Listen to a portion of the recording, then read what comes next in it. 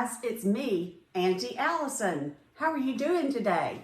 I feel like it's been forever since I have spoken with you.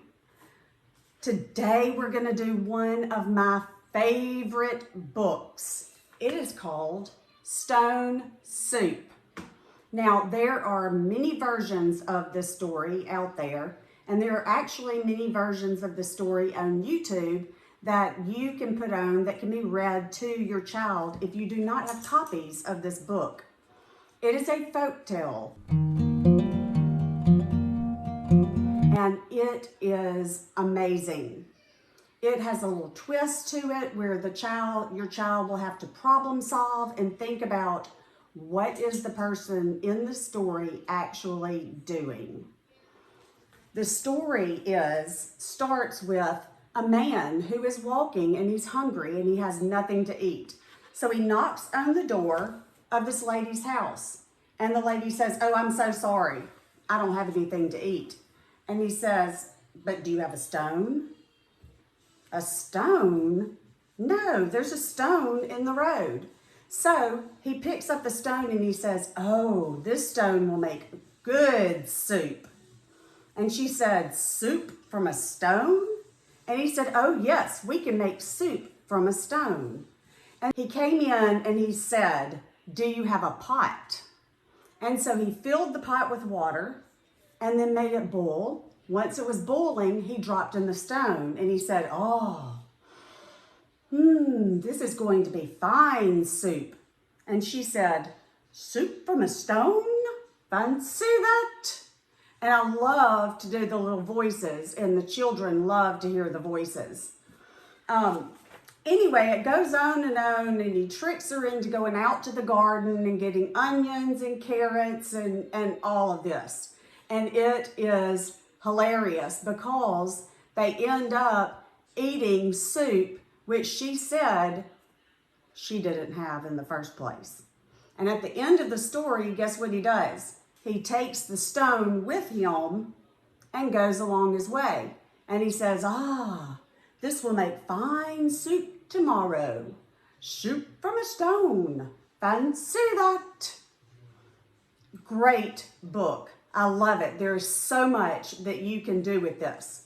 First of all, if you want to, do a reading journal. So start a reading journal like the science journal. But in this one, you'll just do activities that you have done with books that you've read with your child, or that your child has read independently. You can give them activities to do. The first thing that I might do is have them listen to the stories on YouTube, at least two different versions, and compare those by doing a Venn diagram. A Venn diagram is going to look like this. Two circles and they overlap. And what you're going to do is you'll have one version of stone soup over here, the other version of stone soup over here, and then in the middle, your child will write what they have in common. So this one will describe Anne McGovern's stone soup. This one will talk about things that are in the other stone soup that are not in this one. And then in the middle, they will talk about how they are alike. So they are comparing and contrasting those two books, which is a very important skill for them, especially in learning to problem solve. Now, I have some sheets here that will be in your description that you can do with your child too. One of them is story mapping. So I have two different story maps depending on your child.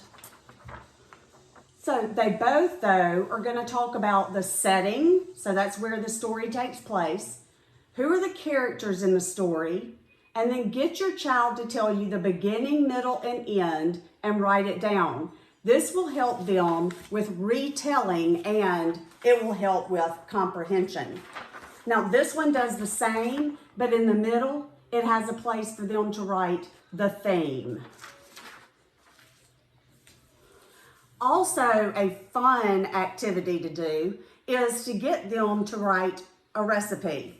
Now, if they're a young child, you may just want them to use this sheet where they write, my stone soup has, and then they just list the ingredients that are in the stone soup.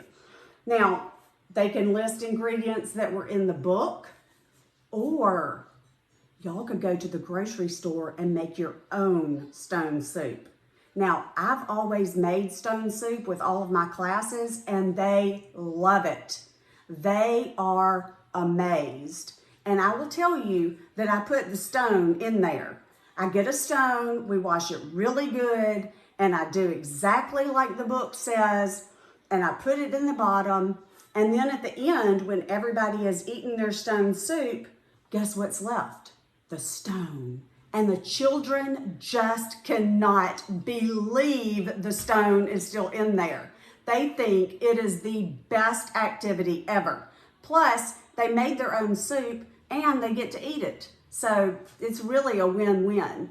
Now, if you're one who has fresh vegetables, this would be a great time to include plants and growing and all of those things, and get your vegetables that go in there from your garden. If not, this is a good time to teach your child how to make a grocery list. So then y'all would write down what you need from the store, go together, get the ingredients, and cook it. It is such a valuable lesson for your child. So if your child's real young, they can still make a grocery list. They can still go to the store. But then an independent activity when you're finished is have them write what went into their soup, just so that they're thinking it up without you telling them, and they're writing it down all on their own. And then it can go in their reading journal. So if your child is older, and this one already has some ingredients on it, they may want to add other ingredients.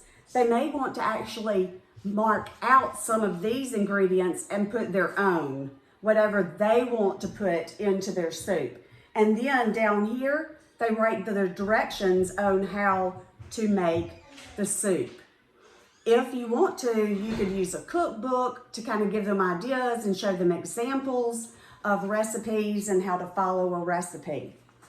This is so good for numerous things that they are going to need for life skills and for skills at school. Plus, they get to work on their handwriting. Now, if you don't want to use either one of those sheets in their journal, all they have to do is open to a blank piece of paper, write down the ingredients, and write down the directions for making stone soup. And then, but don't forget your title at the top. I hope that you really enjoyed this video, that you got a lot from the book Stone Soup. I hope that your children enjoy it because it's such a fabulous book. I'm going to figure out a way where I can start reading books online, because I do all the different characters and the different voices, and that's like my favorite thing to do, is to read books to children. If you haven't, please subscribe to my channel, give me a huge thumbs up, and don't forget to click the notifications. Leave me a comment, let me know what you thought about the video, let me know if there are things that you would like to see that I haven't done. And I hope that you all have a fabulous day. Thank you for joining us today. Please subscribe to our channel by clicking the subscribe button below. It's free. And don't forget to give us a huge thumbs up. Click the like button and turn on those notifications so you'll be notified whenever we upload a new video. Thanks again for watching.